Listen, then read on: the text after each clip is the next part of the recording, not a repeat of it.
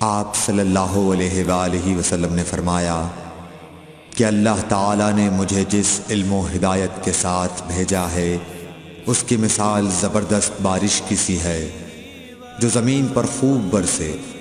بعض زمین جو صاف ہوتی ہے وہ پانی کو پی لیتی ہے اور بہت سبزہ اور گھاس اگاتی ہے، اور بعض زمین جو سخت ہوتی ہے وہ پانی کو روک لیتی ہے۔